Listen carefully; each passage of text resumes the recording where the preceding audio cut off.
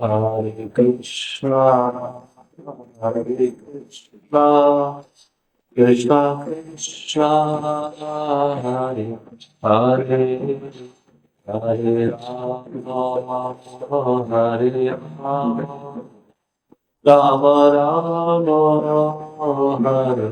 Hare Hare.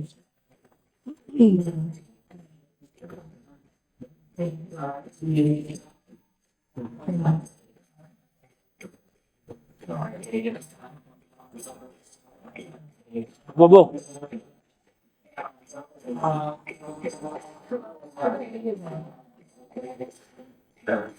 Hare Krishna, Hare Krishna, Krishna Krishna, Hare Hare, Hare Rama, Hare Rama, Rama Rama, Hare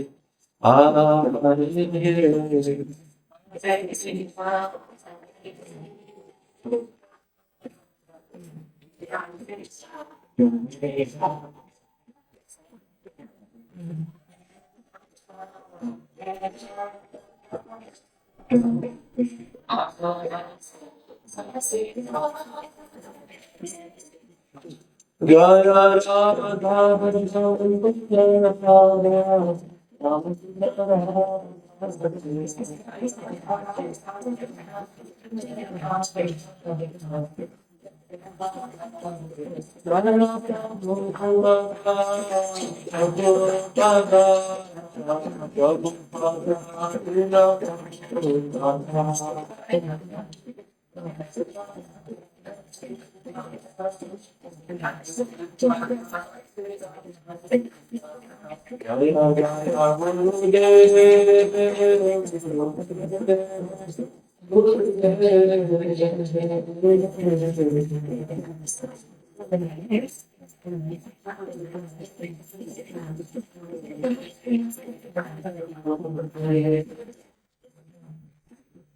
Shri Radha Shyam सुंदर जी की जय, श्रील प्रभुपाद की जय, समवेत गौर भक्त वृंद की जय, विदाय गौर प्रेमानंदे हरि हरि बोल।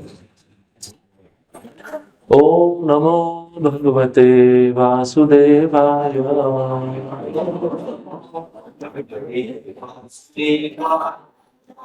ओम नमो भगवते वासुदेवाय।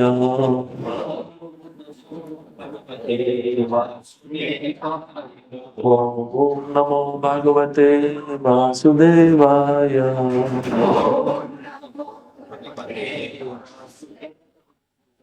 नारायणं नमस्कृत्य नरं चैव नरोत्तमं देवीं सरस्वतीं व्यासं ततो जयमुदीरये। नष्टप्रायेषु भद्रेषु नित्यं भागवत सेवया भगवती उत्तम श्लोके भक्तिर्भवति नैष्ठिकी। कृष्णाय वासुदेवाय देवकी नंदनाय च नंदगोपकुमाराय गोविंदाय नमो नमः। तदंतरा श्रीमद् भागवतम दूसरा स्कंद चौथा अध्याय श्लोक क्रमांक 17। तपस्विनो दान परा यशस्विनो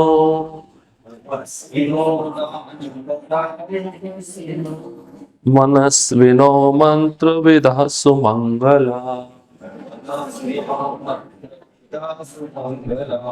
क्षेमं न विदन्ति विनाय दर्पणम् तस्मै सुभद्रशवसे नमो नमः।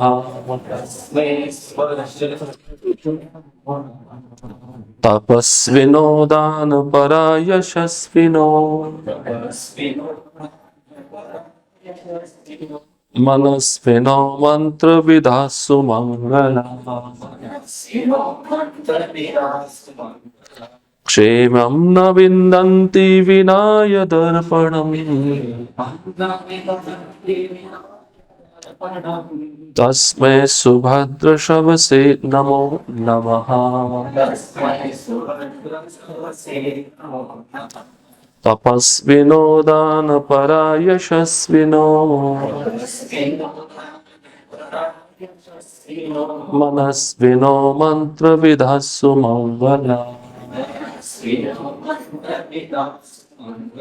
क्षेमं न विन्दन्ति विनाय दर्पणम् तस्मै सुभद्रशवसे नमो नमः।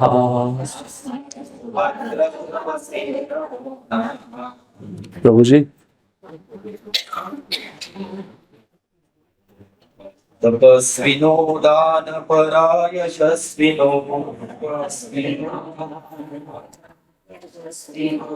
मनस्विनो मंत्रविदा सुमंगला क्षेमं न विन्दन्ति विनाय दर्पणम्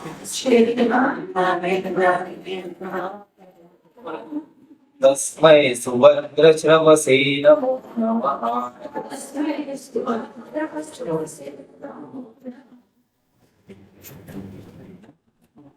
माता जी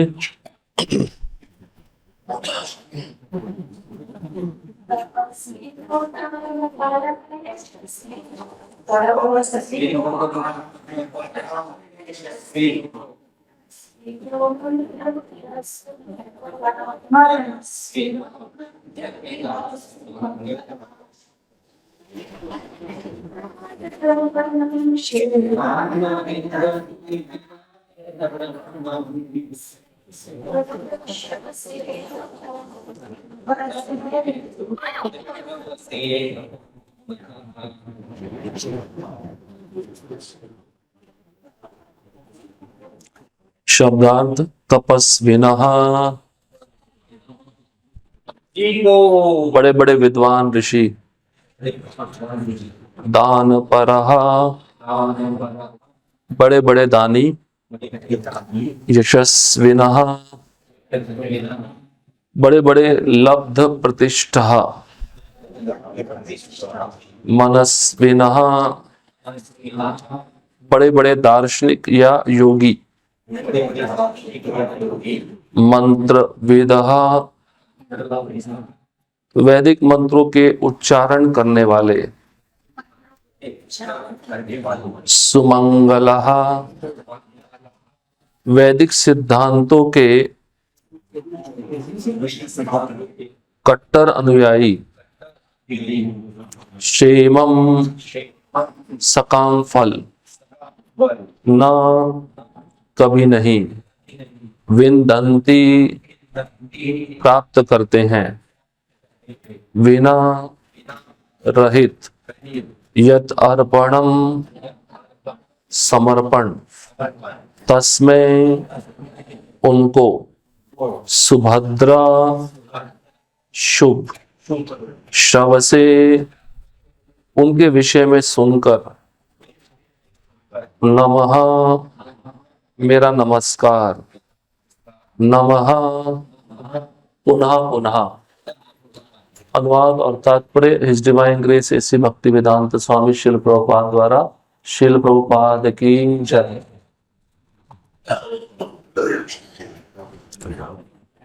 अनुवाद। मैं सर्व मंगलमय भगवान श्री कृष्ण को पुनः पुनः सादर नमस्कार करता हूँ, क्योंकि बड़े बड़े विद्वान ऋषि, बड़े बड़े दानी, यश लब्ध कार्यकर्ता, बड़े बड़े दार्शनिक तथा योगी, बड़े बड़े वेद पाठी तथा वैदिक सिद्धांतों के बड़े बड़े अनुयायी तक भी ऐसे महान गुणों को भगवान की सेवा में समर्पित किए बिना कोई क्षेम कुशलता प्राप्त नहीं कर पाते। तात्पर्य विद्या में प्रगति, दानशीलता, मानव समाज का राजनीतिक सामाजिक या धार्मिक नेतृत्व, दार्शनिक चिंतन, योगाभ्यास, वैदिक अनुष्ठानों में निपुणता तथा मनुष्य के ऐसे ही सारे उत्तम गुण उसकी सिद्धि प्राप्ति में तभी सहायक बनते हैं जब उनका उपयोग भगवान की सेवा में किया जाए। ऐसा किए बिना ये सारे गुण सामान्य जनों के लिए कष्ट के कारण बन जाते हैं। प्रत्येक वस्तु का उपयोग या तो अपनी इंद्र तृप्ति के लिए या फिर अपने अतिरिक्त अन्यों की सेवा के लिए हो सकता है। स्वार्थ के भी दो प्रकार हैं, निजी स्वार्थ तथा विस्तारित स्वार्थ। लेकिन इन दोनों प्रकार के स्वार्थों में कोई गुणात्मक अंतर नहीं है। चोरी चाहे निजी स्वार्थ के लिए की जाए या पारिवारिक स्वार्थ के लिए, वह एक जैसी होती है, अर्थात अपराधमय। यदि कोई चोर अपने लिए नहीं अपितु समाज या देश के हित के लिए चोरी करने के कारण अपने को निर्दोष बताए तो किसी भी देश के कानून द्वारा उसे क्षमा नहीं किया जा सकता। सामान्य लोगों को इसका ज्ञान नहीं रहता कि जीव का स्वार्थ तभी पूर्णता को प्राप्त होता है जब ऐसा स्वार्थ भगवान के स्वार्थ से अभिन्न होता है। उदाहरणार्थ, शरीर तथा आत्मा का एक साथ पालन पोषण करने से क्या स्वार्थ है? मनुष्य शरीर पालने के लिए निजी या सामाजिक धन कमाता है, किंतु जब तक ईश चेतना ना रहे तब तक शरीर का पालन ईश्वर के साथ अपने संबंध की अनुभूति प्राप्त करने के लिए ना हो, तब तक शरीर तथा आत्मा का एक साथ पालन करने के सारे प्रयास पशु द्वारा शरीर तथा आत्मा का पालन करने के सदृश ही है। मनुष्य शरीर के पालन पोषण का प्रयोजन पशुओं से भिन्न होता है। इसी प्रकार विद्या की प्रगति, आर्थिक विकास, दार्शनिक शोध, वैदिक साहित्य का अध्ययन या यहाँ तक कि पुण्य कर्मों को संपन्न करना तथा दान, अस्पताल खोलना, अन्नदान, ये सारे कार्य भगवान से संबंधित होने चाहिए। ऐसे सारे कार्यों तथा प्रयासों का उद्देश्य भगवान की प्रसन्नता होना चाहिए, किसी सत्ता, व्यक्ति या समूह की तुष्टि नहीं। संसिद्धिर हरितोषणम, भगवत गीता 9.27 में इसी सिद्धांत की पुष्टि की गई है, जहां पर यह कहा गया कि हम जो भी दान दे तथा जो भी तपस्या करे वैसा भगवान को अर्पित कर देना चाहिए, यह उन्हीं के निमित्त करना चाहिए। ईश्वर विहीन मानवीय सभ्यता के पटु नेतागण तब तक शैक्षिक उन्नति या आर्थिक उन्नति के विविध प्रयासों में कोई सफलता प्राप्त नहीं कर सकते जब तक वे ईश भावना भावित न हो। और ईश्वर भावना भावित होने के लिए मनुष्य को सर्व मंगलमय भगवान के विषय में उस तरह से श्रवण करना होता है जिस रूप में भगवत गीता तथा श्रीमद् भागवत में उनका वर्णन हुआ है। ओम अज्ञानतिमिरान्धस्य ज्ञानाञ्जनशलाकया चक्षुरुन्मीलितं श्रीगुरुवे नमः। श्रीचैतन्यमनोभीष्टं स्थापितं येन भूतले स्वयं रूपा कदा मह्यं ददाति स्वपदान्तिकम्। वन्देऽहं श्रीगुरुं श्रीयुतापदकमलं श्रीगुरुं वैष्णवांश्च श्रीरूपां साग्रजातं सहगणा रघुनाथान्वितं तं सजीवं साद्वैतं सावधूतं परिजनसहितं कृष्णचैतन्यदेवं श्रीराधा कृष्णपादं सहगणा ललिता श्रीविशाखान्वितांश्च। हे कृष्णा करुणा सिन्धु दीनबन्धो जगत्पते गोपेशा गोपिकान्त राधाकान्त नमस्तुते। तप्तकाञ्चन गौराङ्गी राधे वृन्दावनेश्वरी वृषभानुसुते देवी प्रणमामि हरिप्रिये। वाञ्छाकल्पतरुभ्यश्च कृपा सिन्धुभ्येव च पतितानां पावनेभ्यो वैष्णवेभ्यो नमो नमः।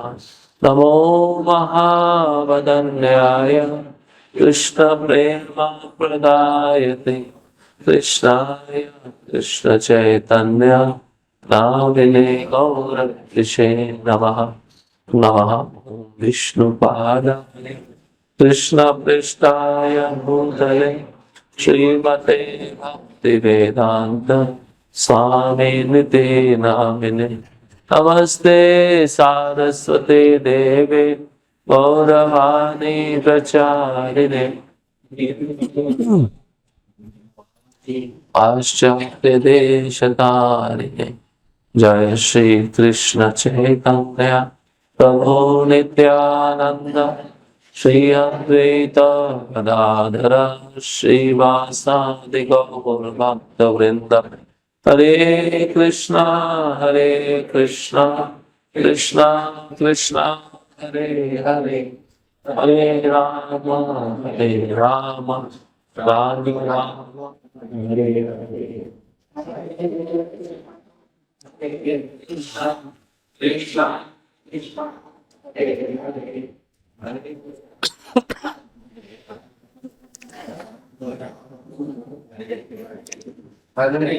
कृष्णा कृष्णा कृष्णा कृष्णा हरे हरे,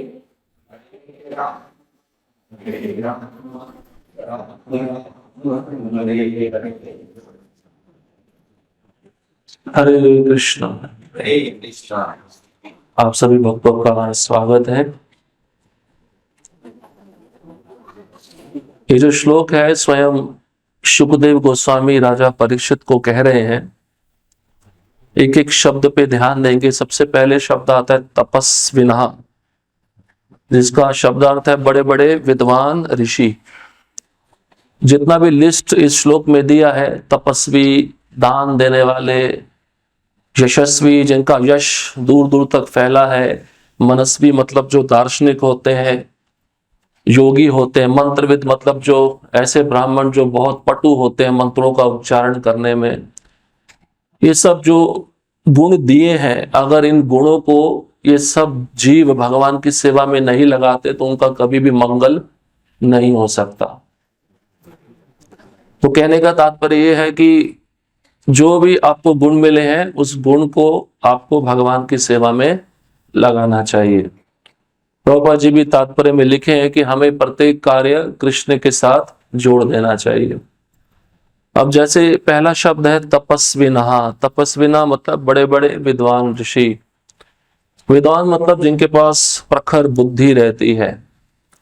अगर ऐसे ऋषि अपनी बुद्धि का उपयोग कृष्ण के लिए नहीं करते तो ऐसे ऋषियों का भी कभी मंगल नहीं हो सकता, क्षेम नहीं हो सकता, कुशलता नहीं हो सकती। दान परहा, बड़े बड़े दान देते हैं, लेकिन अगर वो दान कृष्ण के लिए नहीं है तो ऐसे जीवों का कभी भी मंगल नहीं हो सकता। इसलिए हमारे अंतर्राष्ट्रीय श्री कृष्ण भावनामृत संघ में देखिए, प्रभुपाद जी तात्पर्य में लिखे अस्पताल खोलना। इस्कॉन का भी अपना अस्पताल है, बॉम्बे में है, मीरा रोड में है, लेकिन वहां पे भक्तों का उपचार किया जाता है। और कोई गरीब आ जाए तो उससे निशुल्क उसका उपचार किया जाता है। और वहां पे भगवान के विग्रह है, भोग लगता है, प्रसाद सब पेशेंट को दिया जाता है। तो डॉक्टर भी अपना कार्य भगवान को जोड़कर कर रहे हैं। और फिर समाज सेवा होती है ना, अन्नदान भी बताया गया, तो इस्कॉन ये भी करता है, फूड फॉर लाइफ। जो भी अन्न मिलता है उसका खिचड़ी बनाकर सब जीवों को बांटा जाता है प्रसाद के रूप में। बाहर जो भंडारे होते हैं वो भोग लगे हुए नहीं होते हैं, उसको खाने से क्या होगा, कर्म बंधन बढ़ेगा। लेकिन इस्कॉन में अगर आप आके खिचड़ी खाओगे तो भक्त बन जाओगे, निश्चित बन जाओगे, क्योंकि वो भगवान को अर्पित की जाती है। इसलिए प्रभुपाद जी ने हमको सिखाया है, गौ सेवा है, खेती है। अगर भक्त किसान बनकर कुछ उगाते भी हैं, अपना पहला उगा हुआ फसल किसको देते हैं, भगवान को देते हैं, तभी उनका मंगल होगा। क्योंकि प्रत्येक वस्तु पे किसका अधिकार है, भगवान का है। लेकिन समस्या क्या है, हम सोचते हैं कि सब वस्तु पे हमारा अधिकार है। जो भोग वृत्ति अंदर बैठी है उसी को हटाने के लिए प्रभुपाद जी कहते हैं हमें प्रत्येक वस्तु कृष्ण की सेवा में नियोजित करनी चाहिए। फिर यशस्विना, यशस्विना मतलब जिसका यश दूर दूर तक फैला है। अब इसके बहुत सारे उदाहरण हैं, अलग अलग डिपार्टमेंट है, बड़े बड़े पॉलिटिशियन है, बड़े बड़े नेता लोग हैं, राजनेता लोग हैं, खेलकूद जगत के लोग हैं। अब इन्होंने अपने गुण तो कृष्ण की सेवा में नहीं लगाए हैं, इनका यश दूर दूर तक फैला है, लेकिन इनका मंगल नहीं हो सकता। अभी आपको दिख रहा है कि इनके पास बहुत सारा पैसा है, इनका नाम है, इनको सब लोग जानते हैं, लेकिन मरने के बाद ये लोग कहाँ जाते हैं? नरक में जाते हैं, इनको कोई पूछता भी नहीं है। लेकिन ध्रुव महाराज, प्रहलाद महाराज, उनका यश जब तक ये पृथ्वी रहेगी तब तक उनका यश फैला रहेगा पूरे ब्रह्मांड में।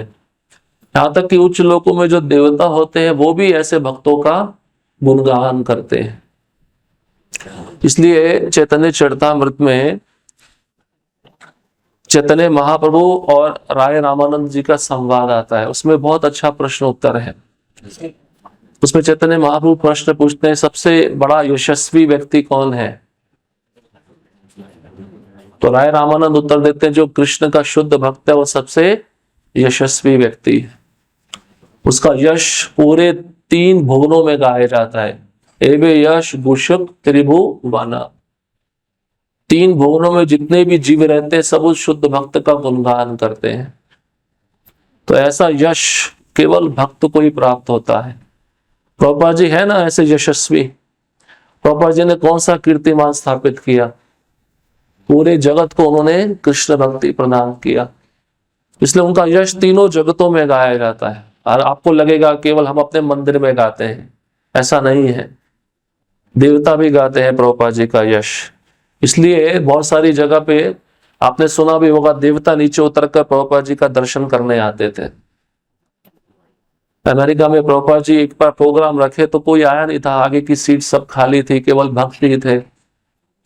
तो भक्त बड़े निराश हो गए, उन्होंने प्रभुपाद जी को कहा प्रभुपाद जी इस बार हम विफल हो गए, हमने जो योजना बनाई थी इतने सारे लोगों को बुलाना है वो लोग नहीं आ पाए। प्रभुपाद जी ने कहा आपने नारद मुनि को नहीं देखा, आपने ब्रह्मा जी को नहीं देखा? तो प्रभुपाद जी ऐसा क्यों बोल रहे हैं? क्योंकि वो सबको देखते थे। हम जब सुबह भागवतम क्लास पढ़ते हैं, हमारी परंपरा के जितने भी आचार्य गण हैं सब उस क्लास में आके बैठते हैं। एक ऐसा इंसिडेंस हुआ था, परम पूज्य भक्ति सिद्धांत सरस्वती ठाकुर महाराज भागवतम कक्षा दे रहे थे प्रातःकालीन, और उनका एक शिष्य सो रहा था। तो भक्ति सिद्धांत महाराज ने उनको उठाया और बोला मुंह धो के आओ, आपको पता नहीं है सारे देवता आके बैठे हैं, सारी परंपरा के आचार्य बैठे और आप सो रहे हो? ये हमको नहीं दिखता है लेकिन शुद्ध भक्तों को दिखता है। इसलिए यश उसी का सब जगह फैला है जो कृष्ण का शुद्ध भक्ति कर रहा है। उसके बाद में सुखदेव गोस्वामी कहते हैं मनस्विना। मनस्विना का अर्थ है बड़े बड़े दार्शनिक या योगी। दार्शनिक कहते हैं इंग्लिश में फिलोसोफर, जो अलग अलग फिलॉसफी के द्वारा अपना तर्क प्रस्तुत करते हैं। तो उसका दूसरा अर्थ है योगी। योगी अगर योग धारणा कर रहा है तो उसका मुख्य लक्ष्य भगवान विष्णु होना चाहिए। अगर उसका मुख्य लक्ष्य, मुख्य ध्यान विष्णु नहीं है तो फिर वो योगी नहीं है। आजकल विभिन्न आसनों के द्वारा योग साधना की जाती है ना, उसके पीछे कारण क्या रहता है, उसके पीछे उद्देश्य क्या रहता है? अपने शरीर को क्या रखना? स्वस्थ रखना। तो इसको मनस्वी नहीं कहते। तो असली दार्शनिक वही है जो तत्व के द्वारा कृष्ण को पहचाने। जैसे चतुष कुमार हैं, ब्रह्मा जी के जो 4 मानस पुत्र हैं, वो असली दार्शनिक हैं। उन्होंने तत्व के द्वारा कृष्ण को पहचाना है।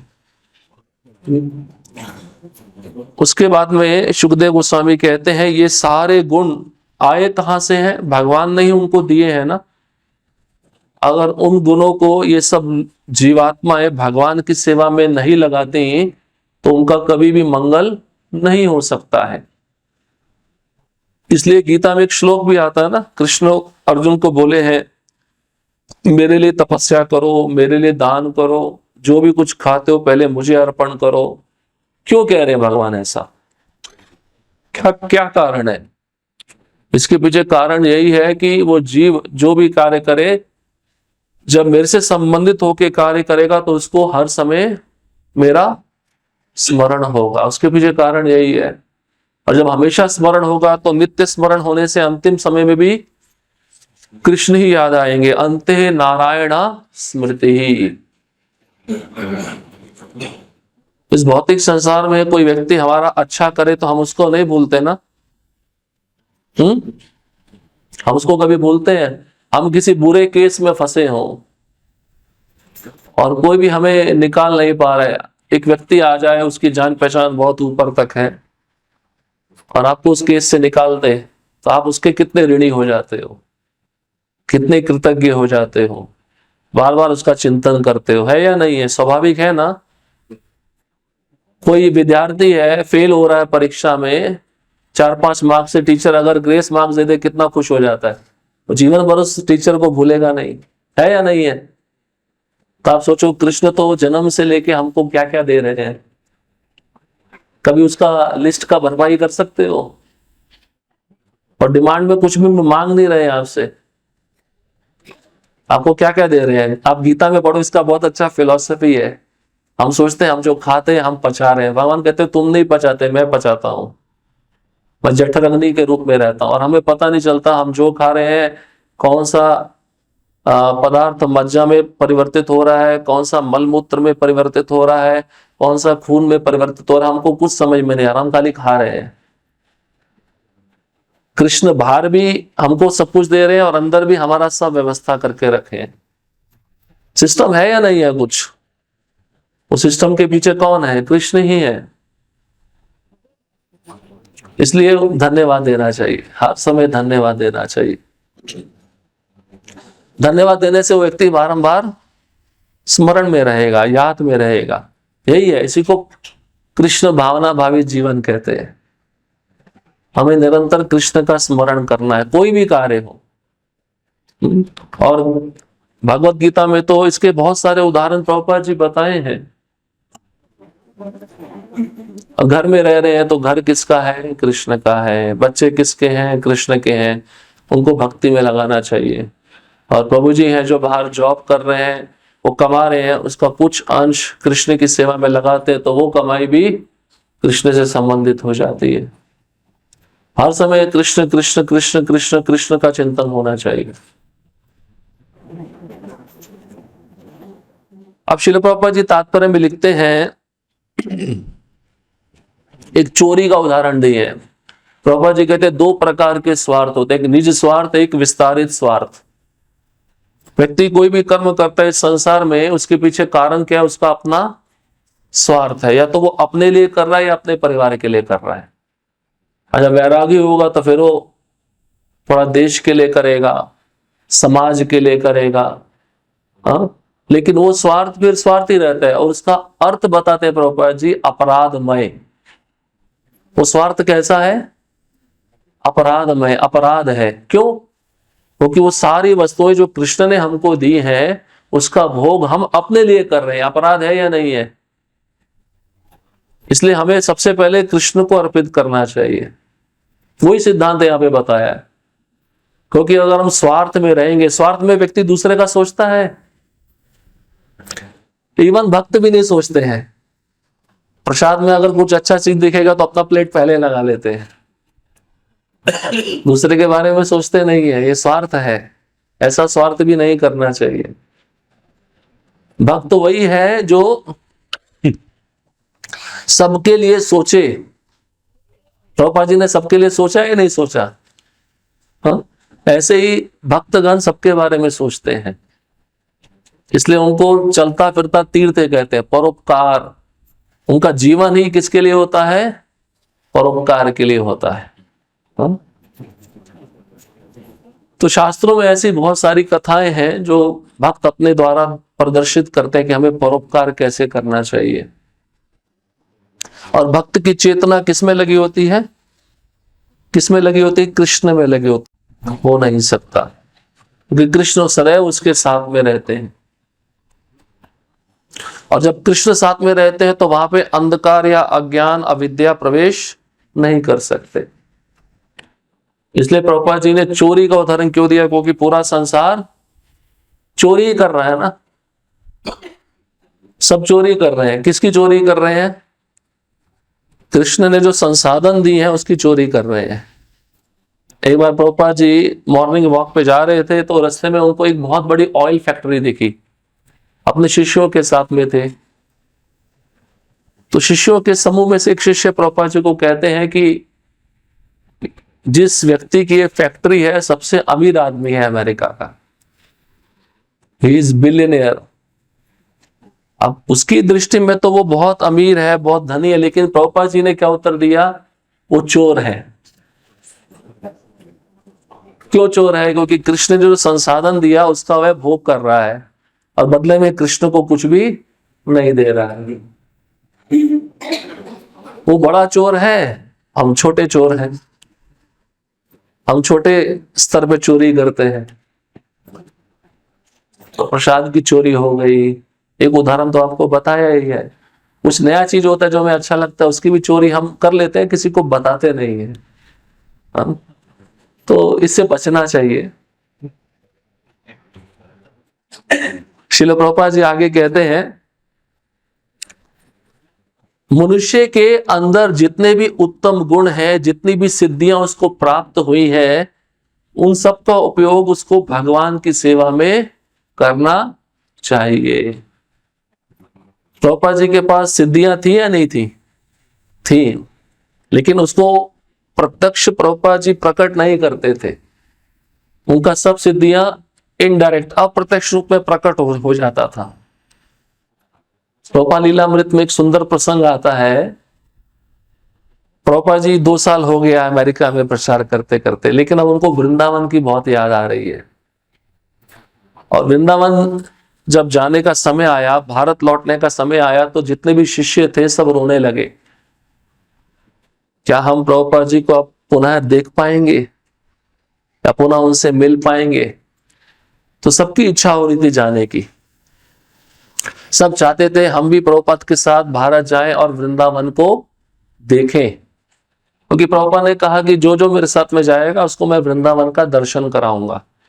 वृंदावन का दर्शन हम अपने चर्म चक्षु से नहीं कर सकते। वृंदावन का दर्शन हमें कौन करा सकता है?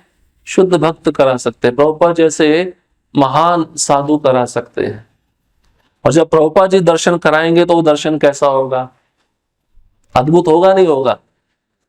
ऐसे एक महान संत थे ब्रज में, जिनका नाम था ठाकुर हरिदास, जिन्होंने बांके बिहारी को प्रकट किया। बांके बिहारी सबको अच्छे लगते हैं, है ना? तो निधि वन में रहते थे। अगर आप वृंदावन में गए हो, बांके बिहारी मंदिर के बाजू में निधि वन है, तो वहीं पर रहते थे। उन्होंने अपने संगीत में साधना से बांके बिहारी जी को प्रकट किया था। और उनके एक शिष्य थे तानसेन। उस समय एक महान मुगल सम्राट था जिसका नाम था अकबर। अकबर के द्वार में ये तानसेन गाते थे और इतने अद्भुत गायक थे कि अगर ये मल्हार राग गाते थे किसी भी समय तो मेघ आसमान में आकर वर्षा करने लगते थे। और दीप राग गाते थे तो जितने भी दीपक है स्वयं जल जाते थे। संगीत में इतनी शक्ति है, उसको अगर शुद्ध हृदय से गाया जाए तो ये सब चीजें प्रकट हो सकती हैं। तो इन सब सिद्धियों के द्वारा अकबर बहुत प्रभावित था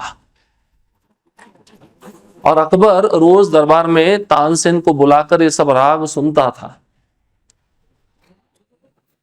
तो एक बार अकबर ने तानसेन का बहुत तारीफ किया, तुम जैसा कोई गायक नहीं है संसार में। लेकिन तानसेन को थोड़ा बुरा लग गया। तानसेन ने कहा कि मेरे जो गुरु महाराज हैं ठाकुर हरिदास, वो मेरे से भी अच्छा गाते हैं। अकबर ने पूछा तुमसे अच्छा कैसे गाते हैं? तो तानसेन सीधा जवाब देता है। तानसेन कहता है देखो, मैं तो तुम्हारे लिए गाता हूं। तुम एक राजा हो, वो एक प्रांत के राजा हो, ज्यादा से ज्यादा एक देश के राजा होंगे। मैं केवल तुम्हारी संतुष्टि के लिए गाता हूं, तुम्हारी प्रसन्नता के लिए गाता हूं। लेकिन मेरे गुरु महाराज ठाकुर हरिदास वो किसकी प्रसन्नता के लिए गाते हैं? भगवान की प्रसन्नता के लिए गाते हैं। गीत भी गाओ लेकिन भगवान की प्रसन्नता के लिए। तो अकबर ने इच्छा व्यक्त की कि तानसेन से भी अच्छा अकबर गा सकते तो मुझे सुनना होगा। तानसेन ने बोला मैं मिलवा दूंगा, लेकिन वो किसी को मिलते नहीं है। लेकिन एक शर्त है, तुम्हें दास बनना पड़ेगा। तुम अभी जो सम्राट हो, तुम अभी जो राजा की वेशभूषा में हो, ऐश्वर्य भाव में हो, उसको त्याग कर तुम्हें दास बनना पड़ेगा, एक भिखारी बनना पड़ेगा और मेरे साथ में चलना पड़ेगा, मेरे पीछे पीछे चलना पड़ेगा। अभी तक तो मैं आपका हुक्म मान रहा था, अभी आपको अगर उनका दर्शन करना है तो मेरा हुक्म मानना पड़ेगा। तो अकबर तैयार हो गया, अकबर उसके लिए तैयार हो गया। अकबर चल पड़ा, उसने अपना राजसी वेशभूषा त्याग दिया और एक साधारण वेशभूषा ले लिया और कंधे पे एक तंबूरा रख लिया और पीछे पीछे चल रहा है तानसेन के। तो अकबर दिल्ली से चला, वृंदावन पहुंच गया। वृंदावन पहुंचते ही तानसेन उनको निधिवन लेके गए, क्योंकि निकुंज में रहते थे ठाकुर हरिदास, बाहर नहीं आते थे। और उनका तपस्या ऐसा था कि जो भी बांके बिहारी के चरणों के नीचे से 12 सोने के सिक्के निकलते थे, उस समय की बात है, अभी मुझे पता नहीं है। वो सोने के सिक्के ठाकुर हरिदास बेचकर जो भी भोग आता था बांके बिहारी जी को भोग लगाते थे और सब में बांट देते थे। तो थोड़ा भगवान को रोना आता था और स्वयं एक मुट्ठी चना खा के जीवित रहते थे। तो भगवान ने एक बार पूछा ठाकुर हरिदास को, ये स्वयं ललिता सखी है ठाकुर हरिदास, उनको पूछा कि इतना अच्छा अच्छा भोग मुझे खिलाते हो, तुम क्यों नहीं खाते हो? बोले मैं इसी में खुश हूं, मैं एक विरक्त बाबा हूं, मैं सब खाऊंगा तो इसमें आसक्त हो जाऊंगा, मैं इसी में खुश हूं, मेरा जीवन चल रहा है, मैं आपसे प्रेम करना चाहता हूं, इनसे प्रेम नहीं करना चाहता। ये जो अर्पण करते हैं ना हम, हमारा कभी कभार क्या होता है, वो देखकर उससे प्रति ज्यादा प्रेम आ जाता है, तो मेरे पास कौन सा चीज आएगा। कई माताओं को तो इतना चिंतन होता है, वो लाती तो भगवान के लिए, लेकिन सोचती है भोग लगाया नहीं लगाया मेरा, और वापस मुझे मिलेगा नहीं मिलेगा। ये सब व्यर्थ के चिंतन है। अब उसके बाद में ठाकुर हरिदास अपने भजन संध्या में लीन थे और तानसेन अकबर को लेकर पहुंच गए और अकबर को बोला तुम बाहर ही खड़े रहो, अभी तुम्हारा एंट्री नहीं है। जाते ही तानसेन ने अपने गुरु महाराज ठाकुर हरिदास को प्रणाम किया, उनके चरणों में बैठ गए। तो ठाकुर हरिदास ने बोला तानसेन को कि एक मल्हार राग गाओ। तो तानसेन मल्हार राग गाने लगे, लेकिन जानबूझकर एक राग में उन्होंने गलती किया जिससे गुरु महाराज मेरे को टोके, और वो गा के सुनाए जिससे अकबर सुन सके, क्योंकि अकबर सुनने के लिए आया था ना। तो जान के, और हरदास ठाकुर हरदास को भी सब पता है क्या चल रहा है, बाहर कौन खड़ा है, ये किस लिए कर रहा है, कुछ छिपा नहीं रहता है गुरु महाराज से। आप ऐसा मत समझो कि मैं जो कर रहा हूं तो गुरु नहीं देख रहे, गुरु देख रहे हैं। तो एक राग तानसेन ने थोड़ा सा गलत गाया और हरदास ठाकुर हरदास थोड़ा मुस्कुराए, और उस समय तानसेन रुक गए। जो गलत राग गाया उनको वो दिखा रहे थे कि मुझे गाना नहीं आता, या तो मैं उस राग को भूल गया हूं। लेकिन जैसे ही ठाकुर हरदास ने गाया तो बाहर से अकबर सुन रहा था, उसकी आंखों से आंसू आने लगे और वो जोर से गुणगान करने लगा। किसका? ठाकुर हरदास का। तो ठाकुर हरदास ने कुछ आवाजें सुनी बाहर से, तो तानसेन को पूछा बाहर कोई आया है क्या? तानसेन ने विनम्रता पूर्वक हाथ जोड़कर अकबर के अपने गुरु महाराज के चरणों में बोला, अकबर है, बहुत बड़ा सम्राट है, आपका संगीत सुनने के लिए आया था, इसलिए मैं उसको साथ में लाया। तो अकबर इतना प्रभावित हुआ था उस समय, अकबर ने जाकर ठाकुर हरदास के चरणों में प्रणाम किया और पूछा मैं आपकी क्या सेवा करूं। तो ठाकुर हरदास ने कहा कि रोज 500 किलो चना और गुड़ वृंदावन के बंदर पशु पक्षियों के लिए भिजवाओ रोज, क्योंकि उनको खाने को नहीं मिलता। दूसरा, तुम मुगल हो, तुम्हारे आगे आने वाली जितनी भी पीढ़ियां होंगी, वृंदावन का एक भी वृक्ष, एक भी लता नहीं काटेगी। ये ठाकुर हरदास ने अकबर को बोला। और उसके पश्चात उसने बोला ये तो बहुत छोटी सी चीज है, मैं तो सम्राट हूं, इससे भी ज्यादा बहुत कुछ कर सकता हूं। जब व्यक्ति प्रसन्न हो जाता है तो गदगद हो जाता है ना, इच्छा व्यक्त करता है मैं आपके लिए क्या करूं। तो ठाकुर हरदास ने कहा कि जब आप वृंदावन की परिक्रमा करते हो, एक स्थान आता है धीर समीर, जहां पे भगवान कृष्ण ने वेणु वादन किया था, तो हवा जो थी मंद मंद बहने लगती है। तो वहां का एक घाट टूट गया था, एक सीढ़ी टूट गई थी, ब्रेक हो गई थी। ठाकुर हरदास ने अकबर को कहा कि उसको रिपेयर करा दो बस। तो उसने फिर भी बोला ये बहुत छोटी सेवा है, इससे भी बड़ी सेवा मैं कर सकता हूं आपके लिए। बोले नहीं, इतना कर दो मेरे लिए काफी है, तुम जाओ तो सही। तो ठाकुर हरदास ने अपने एक सेवक को भेजा अकबर के साथ, और उसको दिव्य दृष्टि भी दे दी थी। जैसे अकबर धीर समीर के घाट पे पहुंचा तो उसने क्या देखा, वो घाट ही पूरा रत्नों से बना हुआ है। गोलोक वृंदावन कैसा है? चिंतामणि प्रकर सद्म सुकल्प वृक्षा लक्षावृतेषु सुरभिरभिपालयन्तम् लक्ष्मी सहस्रशत संभ्रम सेव्यमानम् गोविंदमादि पुरुषम तमहं भजामि। वृंदावन कैसा है? चिंतामणि है, रत्नों से बना हुआ है। तो जब अकबर ने देखा अगर मेरे जैसे 1000 मुगल सम्राट भी आएंगे तब भी इस घाट का निर्माण नहीं कर सकते, क्योंकि जो रत्न, जो अलंकार उस घाट पे देखे अकबर ने, वो हैरान हो गया है। तुरंत जाकर ठाकुर हरदास के चरणों में गिर पड़ा। फिर एक दूसरा इंसिडेंस ऐसा हुआ कि अकबर ने देखा ठाकुर हरदास बांके बिहारी जी को मिट्टी के पात्र में भोग लगाते हैं। जगन्नाथ जी को मिट्टी के बर्तन में भोग लगता है ना, तो अकबर ने बोला इन मिट्टी बहुत तुच्छ होती है, इन पात्रों में क्यों भोग लगा रहे हो? तो ठाकुर हरदास ने बोला ये ब्रज की मिट्टी है। तो अकबर ने बोला मैं तुमको सोने के पात्र देता हूं, उसमें तुम बांके बिहारी को भोग लगाओ, सोने के पात्र देता हूं। तो तुरंत जब पलटकर दोबारा अकबर जहां पे भोग लगा था वहां पे गया तो वहां पे उसने मिट्टी के पात्र नहीं देखे, वहां पे सोने के पात्र देखे। कहने का मतलब ये है कि जो शुद्ध भक्त होते हैं वो हमको धाम का दर्शन करा सकते हैं। और भगवान ऐसे हैं, वो अपने भक्तों को बहुत प्रेम करते हैं, अपने भक्तों के लिए कुछ भी कर सकते हैं। ये जो लिस्ट दी है, ये लिस्ट भौतिक जगत में लोग आपको ऐसे बहुत सारे मिल जाएंगे, लेकिन एक शुद्ध भक्त क्वचित मिलेगा आपको। श्रीनाथ जी आप जानते हैं, माधवेंद्रपुरी ने श्रीनाथ जी को प्रकट किया था, जिनको गोपाल जी भी कहते हैं। तो उनका जो स्थापना है, उनका जो मंदिर है, उस समय गिरिराज जी के ऊपर किया था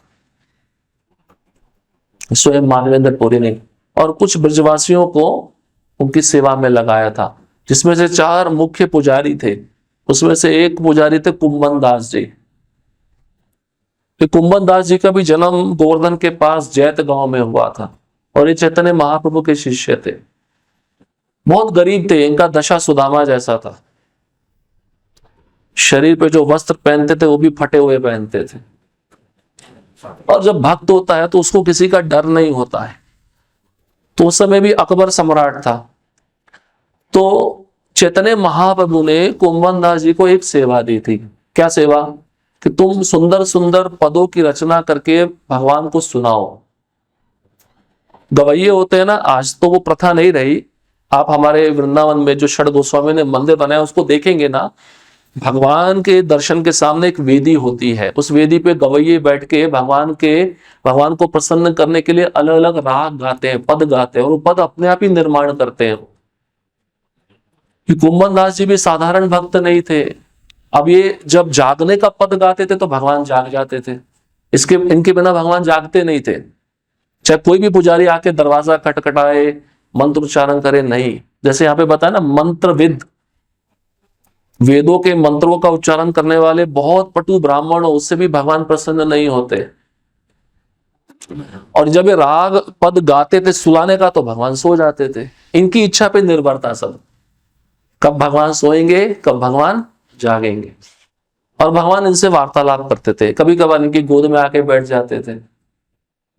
एक बार एक यवन आया और उसने गोवर्धन के 5 किलोमीटर दूरी पर अपना एक डेरा जमा लिया, और उसको पता चला कि गोवर्धन के ऊपर एक बहुत सुंदर मंदिर है श्रीनाथ जी का, और वहां पे बहुत ऐश्वर्यशाली पूजा अर्चना होती है, तो उस मंदिर को लूटेंगे। उस समय भगवान ने, श्रीनाथ जी ने कुंभन दास जी को उठाया, बोले मुझे यहां से लेके चलो। अब भगवान स्वयं भी तो जा सकते हैं ना, लेकिन किस पे निर्भर है, भक्त पे निर्भर है।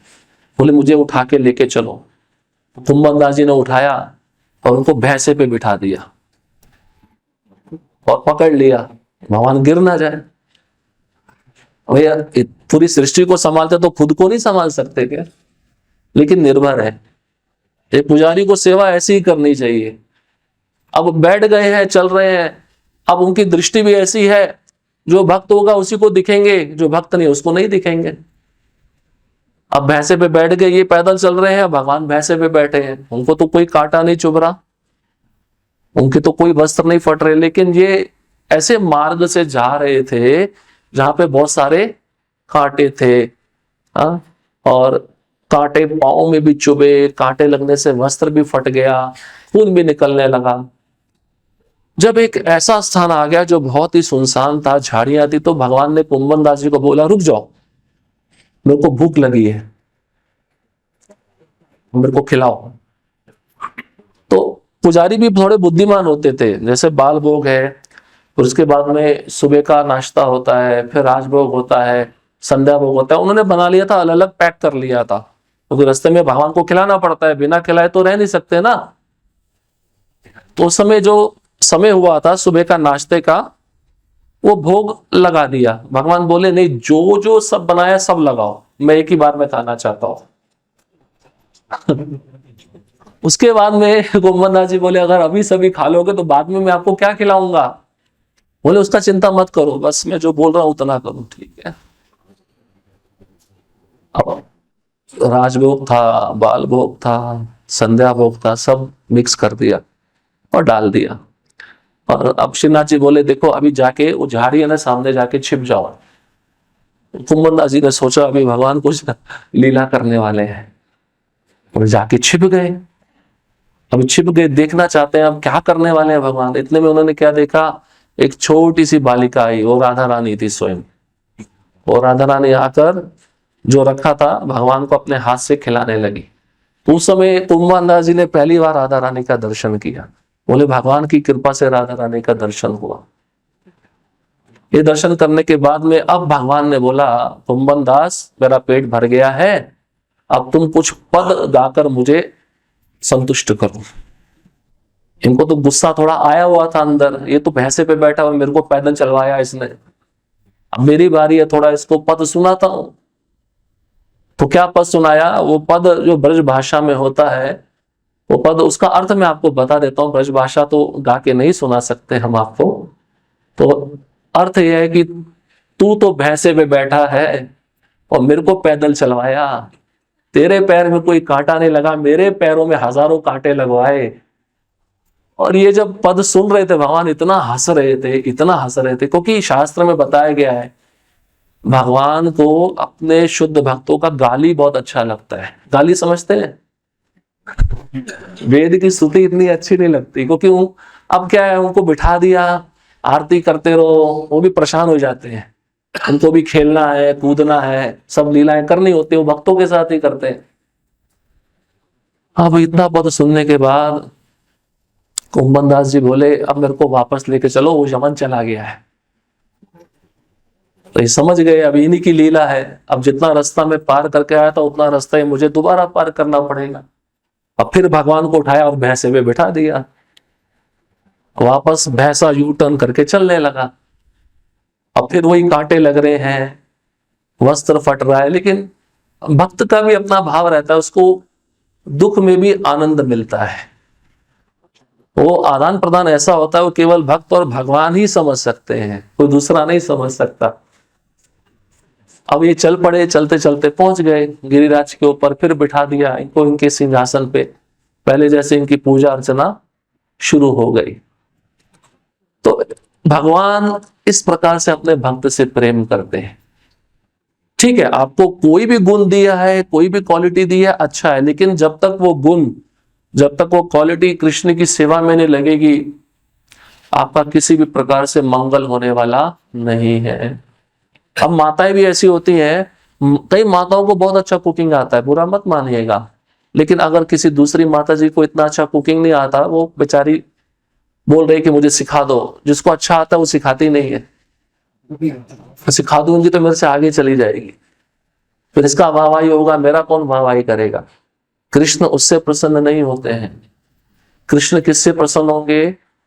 जिस भक्त के अंदर जो गुण नहीं है और जिसके अंदर जो गुण है, वो गुणहीन भक्त को उस गुण तक लाने के लिए कृष्ण प्रसन्न होते हैं, क्योंकि भगवान चाहते हैं कि जो भक्त पीछे हैं उनको भी आगे लाना चाहिए। तो इस प्रकार से भगवान अपने भक्तों से प्रेम करते हैं। और आज का जो विषय था वो यही था, प्रभुपाद जी भी तात्पर्य में यही कह रहे हैं, जो भी गुण आपके अंदर है, हर एक भक्त में कोई ना कोई गुण रहता है ना, ऐसा तो नहीं है कि कोई भी भक्त गुणहीन रहे, भगवान ने उसको ऐसे भेजा कि उसके अंदर कोई भी गुण ना हो।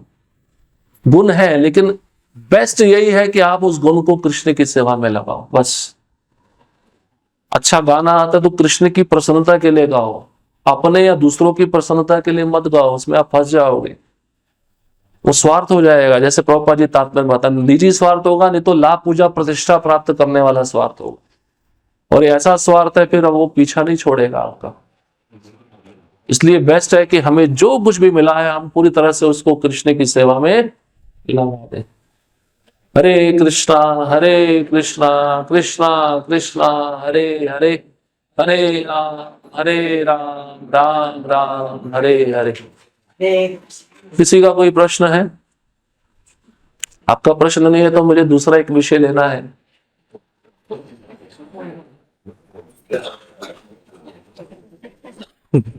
ठीक है, किसी का कोई प्रश्न नहीं है।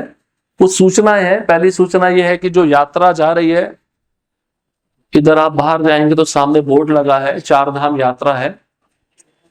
वो यात्रा 15 मई से निकल रही है, तो उसके लिए जो लास्ट डेट ऑफ रजिस्ट्रेशन है, आखिरी अंतिम तारीख है रजिस्टर करने की, वो है 15 जनवरी। और जो एडवांस होगा वो 10,000 रुपये होगा। जो भी जाना चाहते हैं अपना एडवांस जमा करा सकते हैं उस डेट से पहले पहले। ठीक है, लास्ट डेट रजिस्ट्रेशन की यात्रा के लिए 15 जनवरी, और एडवांस जो है वो 10,000 रुपये आपको एडवांस देना होगा, बाकी का लक्ष्मी आप बाद में दे सकते हैं। ठीक है, दूसरा विषय है मैराथन का। अभी क्या चल रहा है? Marathon, Gita marathon. प्रभुपाद ने शब्द भी विदेश से दिया। मैराथन समझते हैं, जब रेस होती है, एक बैटन होता है, बैटन। जब एक दौड़ने वाला व्यक्ति एक चक्कर पूरा करके आता तो बैटन दूसरे को देता, फिर दूसरे वाला दौड़ता है, इसको कहते हैं मैराथन। तो ऐसे ही प्रभुपाद जी चाहते थे कि हमारे मंदिरों में ये मैराथन भगवत गीता का वितरण दिसंबर के महीने में होना चाहिए। कारण, क्योंकि इसी दिसंबर के महीने में भगवान श्री कृष्ण ने अर्जुन को भगवत गीता सुनाई थी। जो अभी एकादशी आएगी 23 दिसंबर शनिवार, वो मोक्षदा एकादशी कहलाते। उस दिन भगवान ने कुरुक्षेत्र के युद्ध भूमि में जो पहला दिन था, उसी दिन भगवान ने अर्जुन को इस गीता का ज्ञान प्रदान किया था। तो उसी उपलक्ष्य में प्रभुपाद जी चाहते थे कि पूरे दुनिया में भगवत गीता वितरित हो, और अंतर्राष्ट्रीय श्री कृष्ण भावनामृत संघ का हर मंदिर पूरी तरह से प्रयास करता है कि वह ज्यादा से ज्यादा गीता वितरण कर सके। तो हर साल की तरह यहाँ पे भी कुछ भक्त संकल्प लेते हैं कि हम इतनी गीता वितरण करेंगे। तो अभी हम आपसे यही जानना चाहते हैं, आप कितना गीता वितरण करना चाहते हैं? आप अपनी स्वेच्छा से डिसाइड करिए। पीछे भक्त हैं, वो लिखते रहेंगे आप कितना गीता वितरण करना चाहते हैं, और जितना आप बोलेंगे उतना गीता उपलब्ध भी है, आप लेके जा सकते हैं, और लक्ष्मी आप बाद में दे सकते हैं जब आप पूरा गीता वितरण कर लेंगे। जो हिंदी और मराठी गीता का जो मूल्य है वो प्रभु जी हमारे राधा शरण प्रभु आपको बता देंगे कि हिंदी गीता का कितना दाम है और मराठी गीता का कितना दाम है। तो अभी मैं आपसे अनुरोध करता हूं कि एक एक करके अपना संकल्प बताइए। जो जो गीता वितरण करना चाहता है अपना हाथ उठाइए।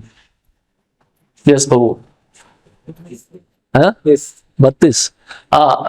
हमारे पंडरीनाथ कृष्ण प्रभु 32 गीता एक बॉक्स वितरण करेंगे। हरे कृष्णा कृष्णा कृष्णा हरे हरे, हरे राम राम राम हरे हरे। मराठी हिंदी? मराठी एक बॉक्स पंडरीनाथ कृष्ण प्रभु। कोल्हापुरी प्रभु 10। ठीक है, कोल्हापुरी प्रभु 10 भगवत गीता वितरण करने का संकल्प ले रहे हैं। हरे कृष्णा कृष्णा कृष्णा हरे हरे, हरे राम राम हरे हरे। और कौन से भक्त वितरण करना चाहते हैं? हाथ कर नाम प्रभु। यस प्रभु जी 10। हाँ, आपको तो एक बॉक्स करना चाहिए प्रभु, आपका तो इतना बड़ा दुकान है, आप उस पर भी रख देंगे, इतने कस्टमर आते हैं, आप एक एक करके दे सकते हैं। करेंगे एक बॉक्स, प्रयास करिए। ठीक है, हमारे नाम प्रभु हरे कृष्णा कृष्णा कृष्णा हरे हरे, हरे राम हरे हरे। और हाँ, हमारे आशीष प्रभु कितना? 10। आशीष प्रभु 10 गीता करना चाहेंगे। हरे कृष्णा कृष्णा कृष्णा हरे हरे, हरे राम हरे हरे। और कौन कौन से भक्त गीता वितरण करना चाहते हैं? यस, आपका नाम क्या है? कृष्णा। कितना गीता वितरण करें? 10। आज पहली बार आए हैं ना? पहले भी आ चुके हैं। ठीक है, कृष्णा गुरु के लिए भाव को उच्चारण करेंगे। 10 गीता करने वाले हैं। हरे कृष्णा कृष्णा कृष्णा हरे हरे, हरे राम राम हरे हरे। और कौन कौन से प्रभु जी हैं जो गीता वितरण करना चाहते हैं? अगर आप हाथ नहीं उठाएंगे तो प्रणाम दूंगा। सीतापति राम प्रभु हैं, आप प्रभु जी एक बॉक्स सीतापति राम प्रभु। हरे कृष्णा कृष्णा कृष्णा हरे हरे, हरे राम हरे हरे। शक्ति संपन्न एक बॉक्स, शक्ति संपन्न को एक बॉक्स। हरे कृष्णा कृष्णा कृष्णा हरे हरे, हरे राम हरे हरे। इसका एक रहस्य बताते हैं आपको। भगवत गीता के 18वें अध्याय के 69वें श्लोक में 18.69 इसमें कृष्ण स्वयं कहते हैं, जो एक गीता दूसरों को देता है, ये जो ज्ञान दूसरों को देता है, तो वो मेरे को बहुत ही प्रिय है, बहुत ज्यादा प्रिय है, और अंत में वो मुझे प्राप्त करेगा। अगर आप कृष्ण को प्राप्त करना चाहते हो, कृष्ण को प्रिय बनना चाहते हो, तो आपको प्रचार करना होगा। और प्रचार कैसे होगा? एक तो प्रवचन देंगे होता है, और दूसरा ग्रंथ वितरण करके होता है। तो आप सभी को प्रवचन नहीं दे पाओगे वैसे आसन पे बैठ के, तो आप गीता वितरण करो, इससे भगवान प्रसन्न होंगे। भगवान कहते हैं वो जीव हो भक्त मेरे धाम को प्राप्त करता है। और कौन से भक्त है जो भगवत गीता वितरण? श्यामानंद प्रभु, हाँ 101। हरे कृष्णा कृष्णा कृष्णा हरे हरे, हरे राम राम हरे हरे। और कौन कौन से भक्त हैं? जैसे 10 आप तक नाम नितिन, नितिन प्रभु 10 भागवत गीता। हरे कृष्णा कृष्णा कृष्णा हरे हरे, हरे राम राम राम हरे हरे। श्री हरि प्रभु कितना करेंगे? 10 करेंगे। श्री हरि प्रभु हरे कृष्णा कृष्णा कृष्णा हरे हरे, हरे राम राम हरे हरे। और कौन से भक्त रहते हैं? सत्य जीवन प्रभु जी कितना करेंगे? 2 बॉक्स 11। हरे कृष्णा कृष्णा कृष्णा हरे हरे, हरे राम हरे हरे। आप ऐसा मत सोचिए कि आपको ही सेवा दी जा रही है, मंदिर के भक्त भी वितरण कर रहे हैं। ऐसा मत सोचिए कि प्रभु जी हमको बाहर भेज रहे हैं, स्वयं इधर बैठ रहे हैं। और कौन से भक्त हैं? गजानन प्रभु, गोविंद माधव प्रभु कितना करेंगे? प्रभु कर रहे हैं। आपने लिया ना बॉक्स, अभी अपने पास में रखा है ना? ठीक है। और कौन है? सबको करना चाहिए, सबको करना चाहिए।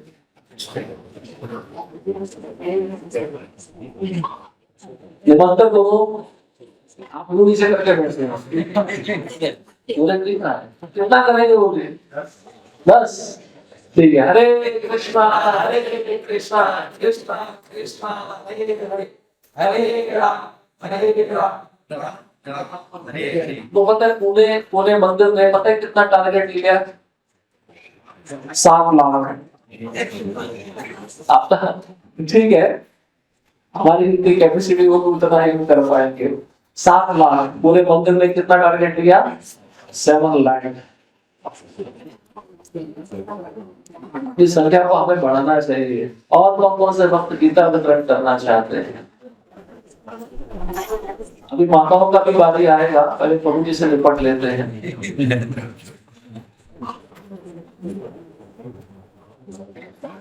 बस मुझे उम्मीद है माता यहाँ पे ज्यादा वितरण करेंगी। माताएं हर चीज में आगे हो गई। और कोई भक्त?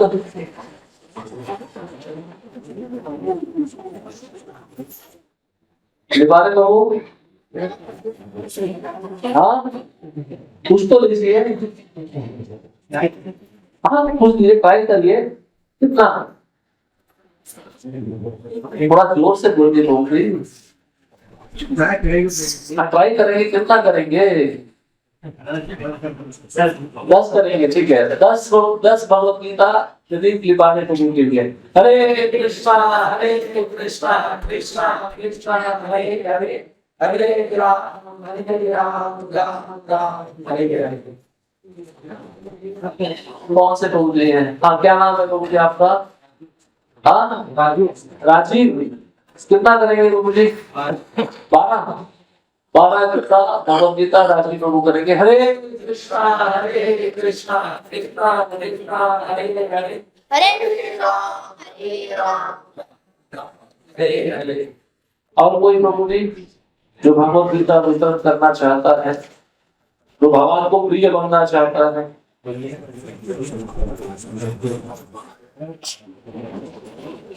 चलो, जिन्होंने संकल्प लिया कि भगवान को प्रिय बनना चाहते हैं, उनका संकल्प भी गंभीर है।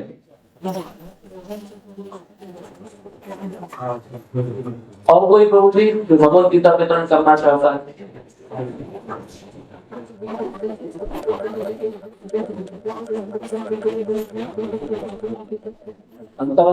संख्या 5 है। ठीक है।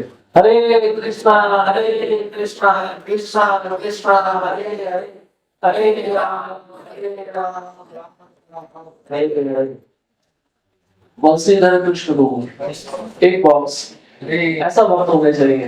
हरे कृष्णा कृष्णा कृष्णा हरे हरे, हरे राम राम हरे हरे। हमारे सनातन कृष्ण प्रभु नहीं आए, उनका पुत्र भी नहीं आए, तो वो भी 3-4 बॉक्स करते हैं। ठीक है, उनके साथ हम फोन पे संपर्क कर लेंगे। ठीक है, अभी माताओं की तरफ आते हैं। मैं उम्मीद करता हूँ माताएं प्रभु से ज्यादा वितरण कर लेंगी। इसलिए इस संपूर्ण भाव से आप जो संकल्प लेना चाहते हैं आप उसको बताइए। पहले अपना हाँ हाँ विद्या मूर्ति वाले सबसे पहले कैसे माता जी 2 बॉक्स विद्या मूर्ति माता जी। हरे कृष्णा कृष्णा कृष्णा कृष्णा हरे हरे हरे राम हरे राम हरे माता जी मंगला आरती में सबसे पहले आती है। आरती बहुत सुंदर बनाती है। और हम जब यात्रा में थे माता जी का एक भी शिकायत नहीं था, एक भी शिकायत नहीं। उनका अकेली आती मंगल आती वृद्ध है वहां, उनका जितना तारीफ किया जाए उतना कम। और धन से भी मंदिर को बहुत मदद कर रही है। और ऊपर अभी 2 बॉक्स डोर टू डोर जाके माता जी करेगी। उनके एलआईसी के एजेंट बहुत सारे हैं। योग शिवम महामया बहुत अच्छा है। प्रेरणा मिलना चाहिए दूसरों को। और हाँ अरे वाह पहली लाइन में ही सब हाथ बनाते हैं, बहुत अच्छा है। हाँ अब रुक्मिणी शक्ति माता जी। हाँ अब रुक्मिणी शक्ति माता जी के बॉक्स देखो। हरे कृष्णा कृष्णा कृष्णा हरे हरे हरे राम राम राम हरे हरे। माता इस सब बॉक्स में भी यूज कर रही है। तो प्रभु जी 10-11 उसी में लगे रहे। हाँ कालिंदी किशोरी माता जी एक बॉक्स। हरे कृष्णा कृष्णा कृष्णा हरे हरे हरे राम राम राम हरे हरे। और कौन? अरे हाँ बोले माता जी कितना करेंगे? बस आपका शुभ नाम सीता। हाँ? शिखा शिखा माता जी 10 भगवद गीता वितरण करने का संकल्प लिए हैं। हरे कृष्णा कृष्णा कृष्णा हरे हरे हरे राम राम हरे हरे। सोचिए विचार करिए। अरे हाँ हाँ बोलिए माता जी कितना? एक बॉक्स। क्या नाम है माता जी? हाँ शुभला लक्ष्मी माता जी एक बॉक्स करेंगी। हरे कृष्णा कृष्णा कृष्णा हरे हरे हरे राम आपसे 12 लाख महामंत्र दोनों बुलवाए जा रहे हैं कि भाग फीस्ट है। आप जितना एनर्जी लगाओगे उतना ज्यादा खून बढ़ेगा, उतना ज्यादा अच्छे से आप खा पाओगे। हाँ माता जी। और यस माता जी कितना? 10। क्या नाम है आपका? क्या नाम है? मीरा माता जी 10 प्रिया। इसमें तो थोड़ा वो तो थोड़ा जोर से बोली। और क्या होगा? और क्या करना? 10 मिनट तक करेंगे माता जी। हरे कृष्णा कृष्णा हरे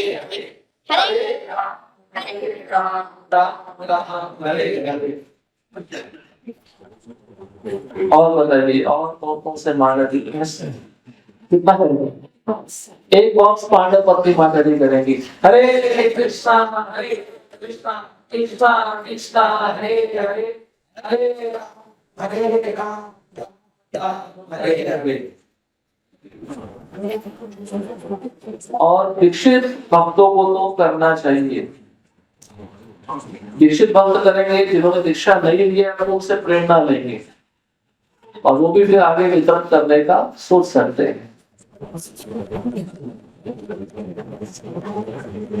कुछ बातचीत चल रही है लेकिन सहमति नहीं हो पा रही है। पांडुरंग कृष्ण की बेटियां है और दूसरी भी है, उसके साथ में कॉलेज है, तो सहमत चल रही है। काफी समझ कितना करना है कितना नहीं करना, वो सहमति नहीं हो पा रही है। और कौन करना चाहता है? हाँ माता जी कितना करेंगे? एक बॉक्स। क्या नाम है माता जी? हाँ वैशाली माता जी एक बॉक्स। हरे कृष्णा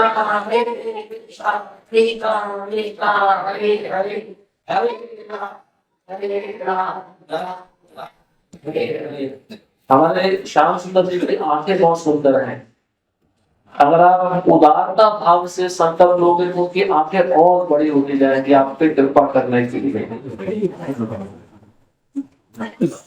और कौन कौन से माता जी करना चाहेंगे? हाँ माता जी, कितना?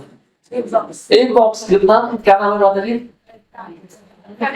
कविता माता जी की एक बॉक्स। हरे कृष्णा हरे कृष्णा कृष्णा कृष्णा हरे हरे हरे राम राम हरे हरे। और कौन कौन से माता जी हैं तो भगवत गीता उत्पन्न करने की इच्छुक है?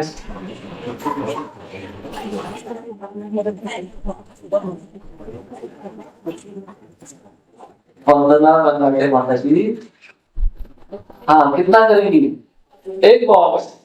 माता जी हरे कृष्णा कृष्णा कृष्णा हरे हरे हरे राम राम राम हरे हरे।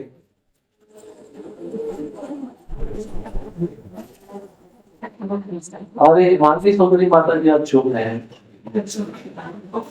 मानवी सुंदरी माता जी पूछी बात है। मानवी सुंदरी माता जी बाहर है।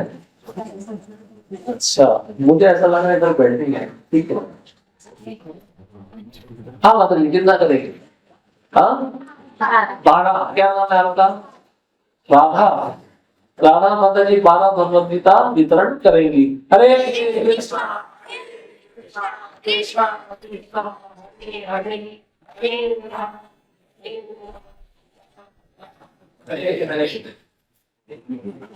और माता जी विचार करिए थोड़ा।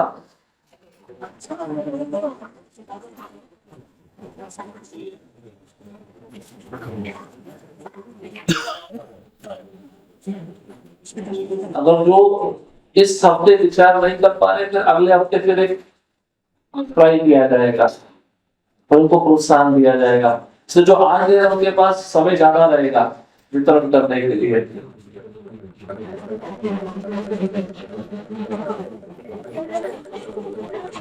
ये जो ग्रंथ वितरण है किसी की भी जान बचा सकता है।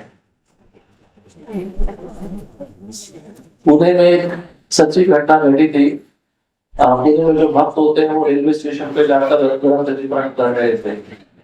और एक माता जी रो रही थी, भक्त नहीं थी, प्लेटफॉर्म पे थी, रो रही थी। और भक्त की इच्छा हुई कि उसको मैं कुछ ग्रंथ दूं, जो में अवस्था है उससे उसको बाहर निकाला जाए। तो सोच रहा था लेकिन भक्त भी हिचकिचा रहा था कि जाओ या ना जाओ, जाओ या ना जाओ। इतने में ट्रेन आई, वो ट्रेन के सामने वो माता जी कूद गई और उसने आत्महत्या कर दी।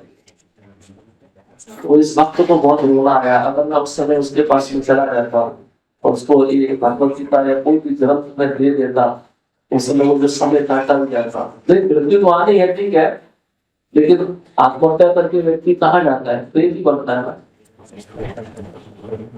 तो ये भगवत गीता जो आप दोगे किसी का भी जीवन बचा सकते हैं। और कोई माता जी वितरण करना चाहेंगे? अब मंदिर बन रहा है, अब टारगेट और भी बढ़ेगा। अभी तो हमने इस साल 2,500 लिया है, क्या पता हमें 50,000 लेना पड़े मंदिर बनने के बाद। उसके लिए अभी से ये तैयारी करनी होगी, प्रिपरेशन करना होगा, टीम बनानी पड़ेगी। क्योंकि भक्ति पुरुषोत्तम महाराज ने बोला है जो इस्कॉन का मंदिर ग्रंथ वितरण नहीं करता वो इस्कॉन का मंदिर नहीं है।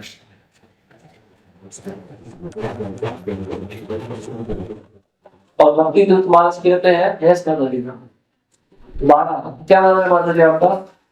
हाँ हेमा, हेमा माता जी 12 भगवत गीता करेंगी।